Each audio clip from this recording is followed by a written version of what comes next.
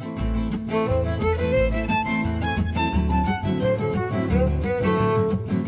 been in love with wood for a long time because I was able to deal with it, I was able to handle it.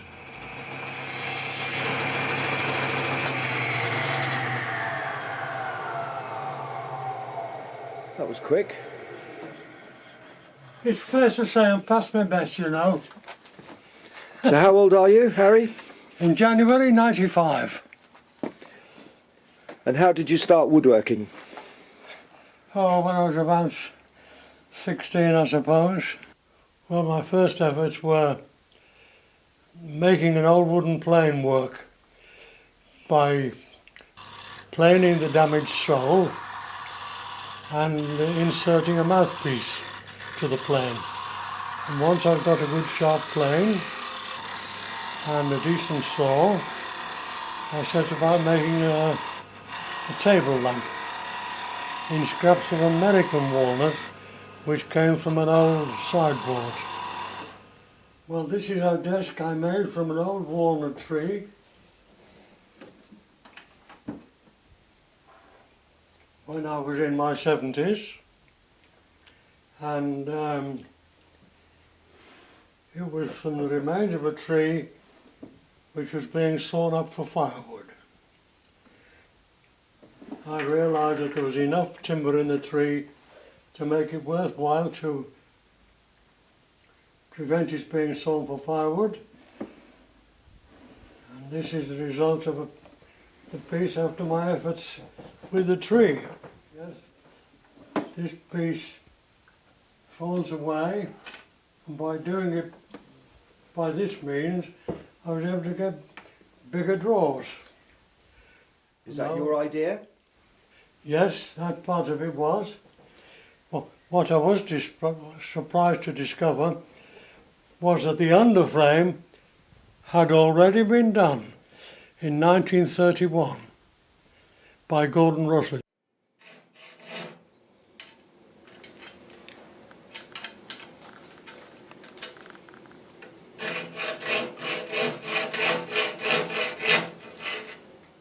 My first intention was to teach English, and I became a teacher of English and woodwork at the grammar school here. But I found that I had a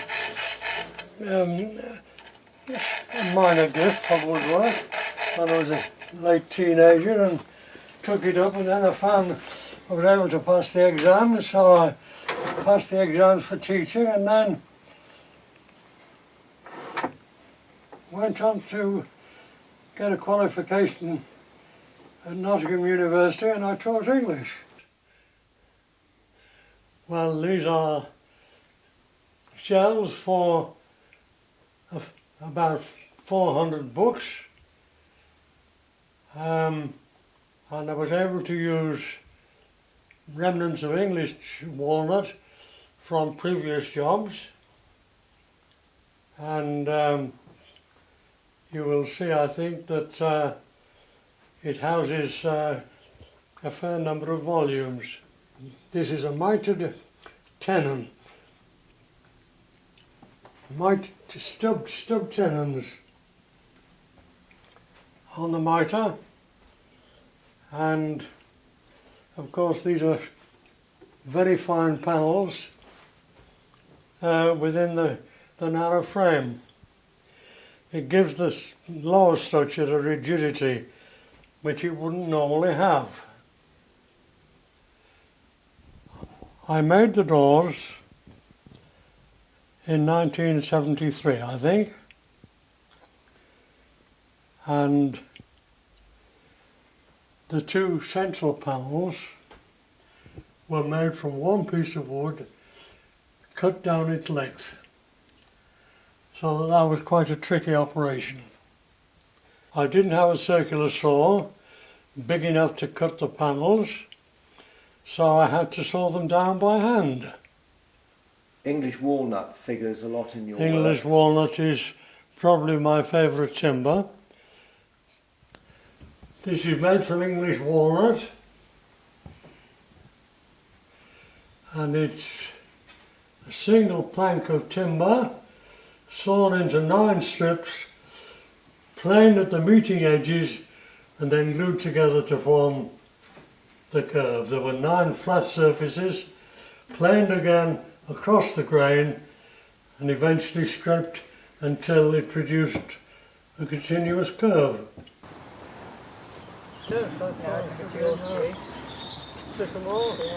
well, I trained to pass the City and Guilds examination for teaching, 1948, yeah. What did you learn mainly, can you remember, from that? Well, principally the ability to cut dovetails and mortise and tenons accurately and quickly. And who were the great masters of that time that inspired you? Well, Gordon Russell was one, and the other one was whose name escapes me at the moment. Barnsley? Barnsley, Edward Barnsley. What was it in particular that you liked about their work? Well, in particular, the ingenuity of the man's work and the incredible effects he was able to produce simply by adopting a slightly different panelling system from that which other people had employed. I think that was the main thing, and altogether his sheer love of the material. So what about your own love of the material? How did that start?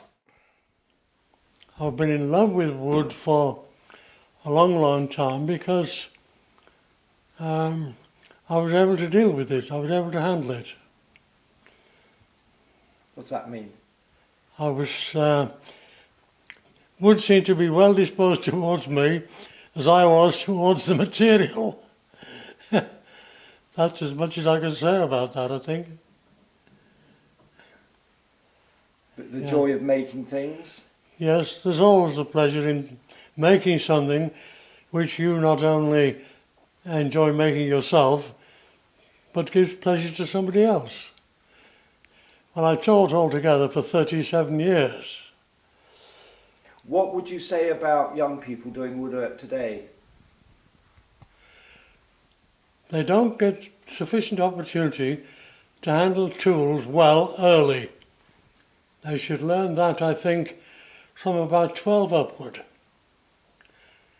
You can't teach it too early, and then the children are not at ease with the tools because they can't grasp them, or they're not tall enough to reach the bench top. And what do you think that young people learn apart from, if you like, carpentry through woodwork, if you get my drift? They ought to be able to explain themselves. They ought to be able to explain ideas. Relatively simple things can be useful. If a boy made a rolling pin out of a square section timber, that would be a high achievement, and it would be something worth making. And they should be aware of the world around them and take joy in it. The world is a wonderful place to be enjoyed.